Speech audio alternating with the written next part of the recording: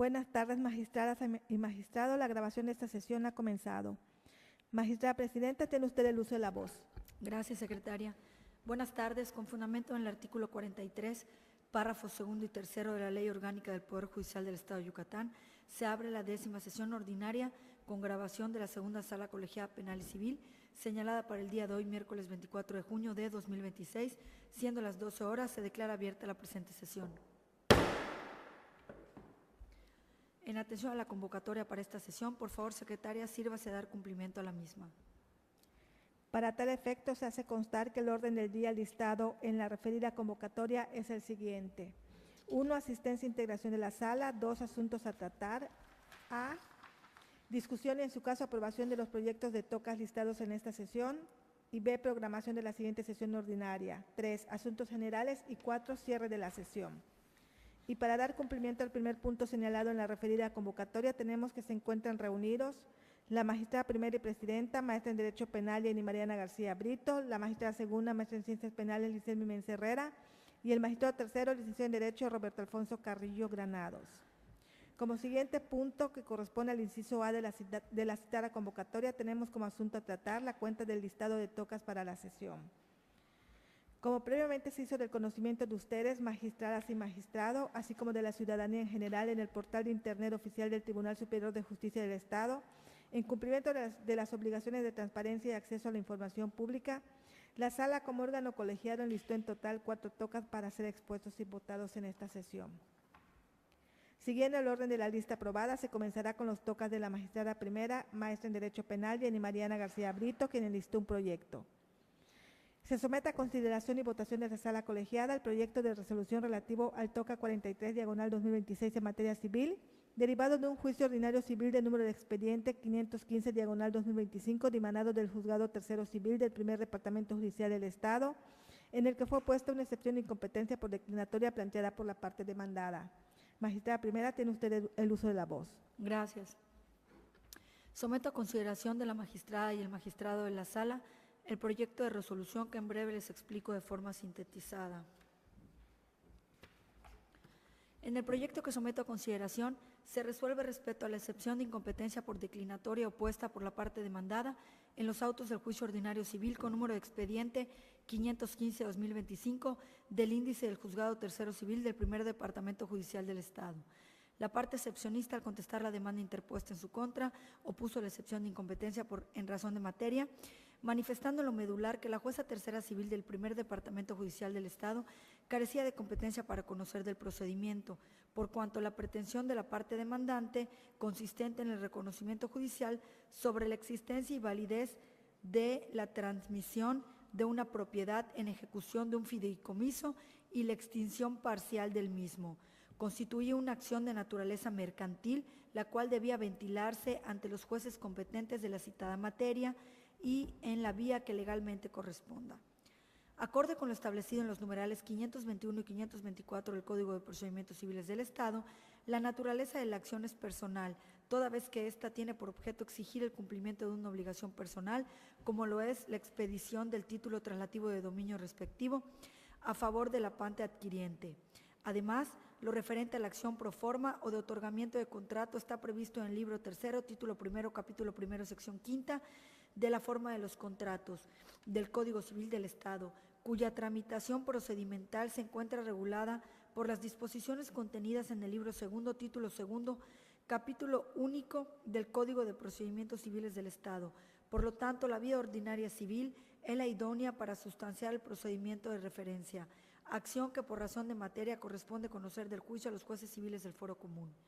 Con relación a la competencia por territorio, si bien las partes pactaron su sometimiento expreso a los tribunales competentes del Distrito Federal, ahora Ciudad de México, se arriba a la determinación que tal manifestación no cobra aplicación en la especie, ya que independientemente de que los contratantes hayan estipulado una cláusula de sumisión expresa ante un determinado órgano jurisdiccional, se debe optar por la interpretación que más favorezca el derecho a acceso a la justicia, consagrado en el artículo 17 de la Constitución Federal, mismo que consiste en que los particulares cuentan con libertad para fijar la competencia donde se tramitará el juicio, tomando como parámetro el lugar donde se encuentre su domicilio, el cual se ubica en esta ciudad capital. Ahora bien, en cuanto al sentido propuesto y por las consideraciones expuestas, se propone declarar improcedente la excepción de incompetencia por declinatoria opuesta por la parte demandada. En consecuencia, se determina que la jueza tercera civil del primer departamento judicial del Estado sí es competente para conocer y resolver el juicio ordinario civil interpuesto hasta determinar lo conducente. Secretaria, agradecería se sirva a tomar la votación. Enseguida, magistrada. Me permito solicitar a las magistradas y al magistrado el sentido de su voto. Magistrada primera, maestra en Derecho Penal, Jenny Mariana García Brito. A favor. Magistrada segunda, maestra en Ciencias Penales, Licelmi Méndez Herrera. A favor. Magistrado tercero, licenciado en Derecho, Roberto Alfonso Carrillo Granados. A favor. El proyecto ha sido aprobado por unanimidad de votos. Se continúa con los tocas de la magistrada segunda, maestra en Ciencias Penales, Licelmi Méndez Herrera, quien enlistó 2 proyectos. Se somete a consideración y votación de la sala colegiada el proyecto de resolución relativo al TOCA 44/2026 en materia civil, derivado de un juicio extraordinario hipotecario de número de expediente 439/2025, dimanado del Juzgado Segundo Civil del Primer Departamento Judicial del Estado, en el que fue opuesta una excepción de incompetencia por declinatoria planteada por la parte demandada. Magistrada segunda, tiene usted el uso de la voz. Gracias, secretaria. Magistrados, me permito someter a su consideración el proyecto del TOCA 44/2026. Mediante escrito presentado el 9 de octubre de 2025, los apoderados de una institución de banca múltiple y financiera promovieron un juicio extraordinario hipotecario en contra de la persona de iniciales RA, solicitando la declaración judicial de vencimiento anticipado de 2 contratos de apertura de crédito y garantía hipotecaria, el cobro de la suerte principal, intereses ordinarios y moratorios, así como, en su caso, el remate del bien hipotecado, a fin de que con su producto se haga efectivo el pago adeudado. Se admitió el juicio en la vía y en la forma planteadas. Al contestar la demanda, el ciudadano de iniciales RA opuso la excepción de incompetencia por declinatoria, manifestando que la incompetencia de la jueza de primera instancia radica en que, por un lado, existe una sumisión expresa de las partes en el contrato base de la acción a los tribunales de la Ciudad de México. Por otro lado, las operaciones realizadas por las instituciones de crédito son consideradas como actos de comercio. Y finalmente, en virtud de que los tribunales federales conocerán de todas las controversias de orden civil o mercantil que se susciten sobre el cumplimiento y aplicación de las leyes federales, le competiría entonces conocer del asunto a los jueces de distrito con residencia en el Estado de Yucatán o a los tribunales del Fuero Común de la Ciudad de México. En cuanto al análisis de proyecto, tenemos que la competencia por razón de materia se acredita la del Juzgado Segundo Civil del Primer Departamento Judicial del Estado, pues la acción hipotecaria es una acción real que puede ejercitarse en contra del poseedor del inmueble, ya que no se ejercita en su carácter de contratante o sucesor del deudor, sino en calidad de poseedor del bien. En consecuencia, la acción hipotecaria persigue la cosa hipotecada, por lo que el carácter real queda plenamente acreditado según lo establecido en los artículos 521, fracción primera, 522, fracción cuarta y 525 del Código de Procedimientos Civiles del Estado. En ese sentido, al intentar hacer efectiva la garantía hipotecaria que se constituyó al momento de otorgarse el crédito, se debe ejercitar la vía hipotecaria civil y seguir el procedimiento establecido por el legislador local para ello. Por lo tanto, considerando que la demanda se requirió que en caso de que no se cubrieran las prestaciones se procediera al remate del bien hipotecado y que con el producto se hiciera efectivo el pago deudado, es evidente que la vía idónea para sustanciar el procedimiento lo es el juicio extraordinario hipotecario. En cuanto a la competencia por razón de territorio, en los contratos base de la acción aparece que fue voluntad de las partes acordar que se sometían a las leyes y tribunales competentes de la Ciudad de México o a la del lugar en donde se firmaron los contratos, siendo la Ciudad de Mérida, Yucatán. Por lo tanto, la parte actora únicamente se apegó al estipulado en dicha cláusula al entablar su demanda ante los tribunales competentes de esta ciudad, como lo son los juzgados civiles de la Ciudad de Mérida. Por lo que respecta a la competencia por razón de fuera, el presente asunto no resulta ser de carácter federal, toda vez que no se actualiza ninguna de las fracciones contenidas en el artículo 55 de la Ley Orgánica del Poder Judicial de la Federación. Por lo expuesto, señora y señor magistrado, se proponen en esencia los siguientes puntos resolutivos. Declarar improcedente la excepción de incompetencia por declinatoria de jurisdicción planteada por RA y declarar que el Juzgado Segundo Civil del Primer Departamento Judicial del Estado sí es competente para conocer del referido juicio extraordinario hipotecario hasta decidirlo. Secretaria, si me ayuda con la votación, por favor. Sí, magistrada. Solicito a las magistradas y al magistrado se emiten el sentido de su voto. Magistrada primera, maestra en Derecho Penal, Jenny Mariana García Brito. A favor. Magistrada segunda, maestra en Ciencias Penales, Licelmi Méndez Herrera. A favor. Magistrado tercero, licenciado en Derecho, Roberto Alfonso Carrillo Granados. A favor. El proyecto ha sido aprobado por unanimidad de votos. Se continúa con el toca 2 de la magistrada segunda. Se somete a consideración y votación de la sala colegiada el proyecto de resolución relativo al TOCA 47/2026 en materia civil, derivado de un juicio ordinario civil del número de expediente 960/2016, dimanado del Juzgado Segundo Civil del Primer Departamento Judicial del Estado, en el que la parte actora interpuso recurso de negar apelación en contra del auto de fecha 29 de abril del año 2026, en el cual no se admitió el recurso de apelación interpuesto en contra del diverso auto de fecha 20 de abril del propio año. Magistrada segunda, tiene usted el uso de la voz. Gracias, secretaria. Magistrados, me permito someter a su consideración el proyecto del TOCA 47/2026. Este deriva de un juicio ordinario civil en el que la actora de iniciales JDLACC demandó a los ciudadanos de iniciales RJGC y VBCT, solicitando, entre otras cosas, la desocupación y entrega de un predio ubicado en esta ciudad de Mérida, Yucatán. En auto de fecha 20 de abril de 2026, la jueza dictó un acuerdo mediante el cual tuvo por recibido un oficio del Juzgado Sexto de Distrito en el Estado, en el que informó que seguía surtiendo sus efectos la suspensión definitiva dictada en el juicio Amparo 427/2026, en virtud de la constitución de la garantía requerida a los quejosos en este asunto, parte demandada. De igual forma, respecto a la pretensión de la parte actora, en cuanto a la solicitud de auxilio de la fuerza pública para que se desalojara a los demandados del predio motivo de la litis, la jueza de primera instancia resolvió que no se podía acceder a la misma en virtud de que seguía surtiendo efecto la suspensión definitiva antes mencionada. Frente al anterior, la hora recurrente intentó interponer recurso de apelación en contra del proveído referido, por lo cual, mediante acuerdo de fecha 29 de abril del año en curso, la jueza de primera instancia resolvió no admitirlo, debido a que en un diverso auto de fecha 6 de abril de 2026 se había informado acerca de la suspensión definitiva otorgada en el referido juicio Amparo 427/2026, sin que se hubiera impugnado dicho auto. Asimismo, la jueza de origen sostuvo que en el acuerdo de fecha 20 de abril se reiteró que dicha suspensión definitiva se encontraba surtiendo efectos, por lo que al admitir dicho recurso de apelación resultaba extemporáneo, puesto que, a su consideración, se debió interponer en contra del auto de fecha 6 de abril del año en curso. En esencia, la inconforme sostiene que la determinación mediante la cual se negó la admisión del recurso de apelación le causa un perjuicio, porque su solicitud de continuación del procedimiento de ejecución no afecta ni contraviene la suspensión concedida dentro del juicio amparo promovido por la parte demandada. Asimismo, refiere que no existe disposición legal que establezca la preclusión de su derecho para interponer recurso de apelación en contra del proveído de 20 de abril del año en curso, por el hecho de no haber impugnado el diverso acuerdo de 6 de abril referido. Añade que la decisión recurrida vulnera los principios de legalidad, seguridad jurídica, tutela judicial efectiva, pues cuenta con una sentencia favorable cuyo cumplimiento pretende obtener. Los argumentos de la demandante recurrente en este asunto son infundados por una parte e inoperantes por otra.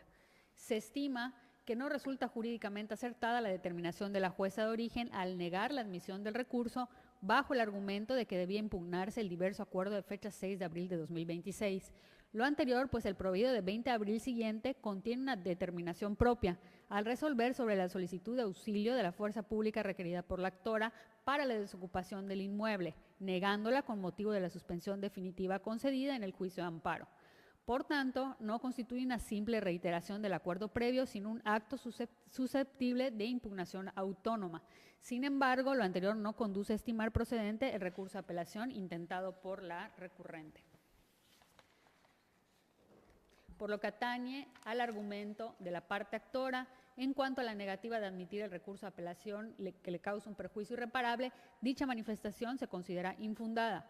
Primeramente, es dable establecer que el auto material de análisis, si bien fue dictado dentro de la etapa de ejecución de la sentencia definitiva, aún no es para ejecutar la misma, toda vez que únicamente resolvió una cuestión incidental surgida con motivo de dicha etapa, sin que por sí mismo implicara un acto dirigido a materializar el cumplimiento de la sentencia. Por lo tanto, no le es aplicable la hipótesis del artículo 412 del Código Adjetivo de la Materia, el cual establece que las resoluciones dictadas para la ejecución de una sentencia no emiten otro recurso más que el de responsabilidad. En virtud de ello, es necesario considerar los supuestos normativos establecidos en el artículo 376 del Código Adjetivo de la Materia para determinar si procede el recurso de apelación en contra del acuerdo de 20 de abril del año en curso, por medio del cual se hizo constar que sigue surtiendo efecto la suspensión definitiva concedida a los quejosos, aquí demandados en el juicio ordinario civil, dentro del juicio amparo 427-2026. así como que no era posible acceder a la pretensión de la parte actora, es decir, decretar el auxilio de la fuerza pública para el desalojo del inmueble motivo de la litis, en virtud de la referida suspensión definitiva. Así, se considera necesario destacar que dicho auto que se intentó apelar no es apelable. Se afirma lo anterior, pues del contenido del acuerdo que se intentó apelar no se advierte que la autoridad jurisdiccional haya decretado la conclusión de la etapa de la ejecución, declarado extinguido el derecho reconocido a favor de la parte actora en la sentencia, ni que hubiera resuelto la imposibilidad jurídica permanente de ejecutar el fallo. Por el contrario, la negativa de otorgar el auxilio de la fuerza pública encuentra sustento en la existencia de una medida cautelar, es decir, de una suspensión definitiva, que fue dictada por una autoridad federal y cuyos efectos restringen temporalmente la realización de determinados actos de ejecución mientras subsista su vigencia. Por lo que se refiere a las manifestaciones de la recurrente encaminadas a demostrar que su solicitud de auxilio de fuerza pública no contraviene los efectos de la suspensión concedida dentro del juicio de amparo, pues, según afirma, pretende que se continúen con las gestiones necesarias para la ejecución de la sentencia mediante el libramiento de los oficios correspondientes a la Consejería Jurídica del Estado, sin que ello implicara la inmediata desocupación del inmueble, se considera que son inoperantes tales argumentos, debido a que la recurrente pierde de vista que el análisis del recurso de denegada apelación está encaminado primordialmente a determinar si es procedente o no el recurso de apelación en contra del acuerdo de 20 de abril de 2026. Finalmente, tampoco le asiste la razón al inconforme cuando afirma que la negativa de admitir la apelación vulnera los principios de legalidad, seguridad jurídica y tutela judicial efectiva, pues el derecho de acceso a los medios de impugnación no es absoluto, sino que se encuentra sujeto a requisitos y condiciones de procedencia previstos por el legislador. En consecuencia, la determinación de negar el trámite a un recurso legalmente improcedente no constituye por sí misma una afectación a dichos principios constitucionales. Por lo expuesto, señores magistrados, se proponen en esencia los siguientes puntos resolutivos. Declarar infundados por una parte e inoperantes por otra los argumentos de la recurrente. Declarar como improcedente el recurso de apelación intentado. Confirmar la calificación del grado hecha por la jueza segunda civil del primer Departamento Judicial del Estado en auto de fecha 29 de abril de 2026, en el que no se admitió el recurso de apelación interpuesto en contra del proveído de fecha 20 del mismo mes y año. Secretaria, si me ayuda con la votación, por favor. Enseguida, magistrada. Me permito solicitar a las magistradas y al magistrado el sentido de su voto. Magistrada primera, maestra en Derecho Penal, Jenny Mariana García Brito. A favor. Magistrada segunda, maestra en Ciencias Penales, Licelmi Menz Herrera. A favor. Magistrado tercero, licenciado en Derecho, Roberto Alfonso Carrillo Granados. A favor. El proyecto ha sido aprobado por unanimidad de votos. Se continúa con los tocas del magistrado tercero, licenciado en Derecho, Roberto Alfonso Carrillo Granados, quien enlistó un proyecto. Se somete a consideración y votación de la sala colegiada el proyecto de resolución relativo al TOCA 42/2026 en materia civil, derivado de un juicio ordinario civil del número de expediente 152/2026, dimanado del Juzgado Primero Civil del Primer Departamento Judicial, en el que fue puesta una excepción de incompetencia por declinatoria planteada por la parte demandada. Magistrado tercero, tiene usted el uso de la voz. Muchas gracias. Someto a consideración de las magistradas de la sala el proyecto de resolución que en ese acto explico de forma sintetizada. En el presente asunto, la parte actora promovió un juicio ordinario civil solicitando, entre otras cosas, que se declare la nulidad de la Asamblea General Extraordinaria de Socios y, por ende, los acuerdos adoptados en la referida asamblea. La parte demandada, al contestar, opuso la excepción de incompetencia por declinatoria ante el Juzgado Primero Civil del Primer Departamento Judicial del Estado, bajo el argumento de que no es competente para conocer del presente asunto a razón de que debe ser dirimido por un juzgado mercantil del Estado. Ahora bien, para definir la competencia del procedimiento, se procedió a analizar el presente caso, por ser la cuestión de competencia planteada un presupuesto procesal de orden público e interés social cuya resolución es de previo y especial pronunciamiento, ya que la misma sirve para definir si una autoridad judicial tiene o no la facultad para conocer la controversia planteada ante ella. En lo que concierne a la competencia por razón de la materia, después de una revisión de los autos originales que obran en el expediente civil, se puede observar que la parte actora solicita como principal prestación que se declare la nulidad de la Asamblea General Extraordinaria de Socios y por ende los acuerdos adoptados en la referida asamblea. Se aprecia que la acción que pretende instar la parte actora es con el fin de que el juez del conocimiento dilucide si el acto jurídico impugnado adolece de vicios que pudieran incidir en su existencia o validez, provocando en su caso la nulidad del acto jurídico y de lo que pudiera derivar ante ello. Por lo tanto, la naturaleza de la misma es de carácter personal. de modo que las prestaciones reclamadas se encuentran plenamente definidas por el Código Civil del Estado. Asimismo, los juicios ordinarios, como lo es el juicio de donde dimane este toca, se están regulados por disposiciones contenidas en el Código de Procedimientos Civiles del Estado, de donde resulta evidente la competencia de la autoridad jurisdiccional de primera instancia, debido a que es a dicha juzgadora, entre otros de su mismo fuero, a quien le corresponde la aplicación de los citados Códigos Civil y de Procedimientos Civiles del Estado. Respecto a la competencia por razón de territorio, para el caso particular cobra aplicación el artículo 73, fracción tercera del Código Adjetivo de la materia, el cual estipula que será competente el juez del domicilio del deudor y cuando ese tuviera varios, el que elija la actora. En ese tenor, es importante señalar que en el presente asunto la parte sesionista fue debidamente emplazada en la localidad y municipio de Mérida, Yucatán, y tomando en consideración que al momento de contestar la demanda instaurada en su contra, señaló como domicilio para hoy recibir notificaciones dentro del de la localidad y municipio de Mérida, Yucatán, es dable concluir que el domicilio de la parte sesionista se encuentra dentro de la jurisdicción territorial del juez. De lo anteriormente expuesto, se propone declarar improcedente la excepción de incompetencia plantada. En consecuencia, se concluye que el juzgado primero civil del primer departamento judicial del Estado sí tiene competencia para conocer del presente asunto. Secretaria, por favor, proceda a la votación. Enseguida, magistrado. Solicito a las magistradas y al magistrado emiten el sentido de su voto. Magistrada primera, maestra en Derecho Penal, Jenny Mariana García Brito. A favor. Magistrada segunda, maestra en Ciencias Penales, Licelia Mensa Herrera. A favor. Magistrado tercero, licenciado en Derecho, Roberto Alfonso Carrillo Granados. A favor. El proyecto ha sido aprobado por unanimidad de votos. Se ha concluido con los proyectos listados para esta sesión. Ahora bien, se continúa con el segundo punto referente al inciso B de la convocatoria previamente enviada a ustedes, magistradas y magistrado, donde se asigna la fecha de la siguiente sesión ordinaria de esta sala. Magistrada presidenta, tiene usted el uso de la voz. Gracias, secretaria. Magistrada y magistrado, someto a su consideración que la próxima sesión ordinaria sea el día miércoles 8 de julio del año 2026. ¿Tienen algún comentario al respecto? Magistrada Lisset. Ninguno por mi parte, magistrada. Magistrado Roberto. Ninguno, magistrada presidenta. Gracias. Secretaria, tiene usted el uso de la voz para darle continuidad al orden del día.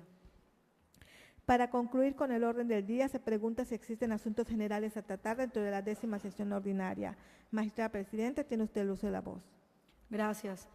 Magistrada y magistrado, ¿tienen algún asunto a tratar? Magistrada Lisset Mimensa. Ninguno por mi parte, magistrada. Gracias. Gracias. Magistrado Roberto Carrillo. Ninguno, magistrada. Gracias. Secretaria, continúe con el siguiente punto del orden del día, por favor. Para finalizar con el orden del día, se otorga el uso de la voz a la magistrada presidenta para que proceda a clausurar la 10ª sesión ordinaria de esa segunda sala colegiada penal y civil. Magistrada presidenta, tiene usted el uso de la voz. Gracias. Se concluye la presente sesión y se ordena a la secretaria de Acuerdos que levante el acta de sesión para la debida firma y autorización de los integrantes de esta sala. Lo anterior para que pueda ser publicada en cumplimiento de las obligaciones de transparencia y acceso a la información pública, siendo las 12:25 del propio día miércoles 24 de junio de 2026, se concluye la 10ª sesión ordinaria de la segunda sala colegiada penal y civil del Tribunal Superior de Justicia del Estado de Yucatán. Gracias.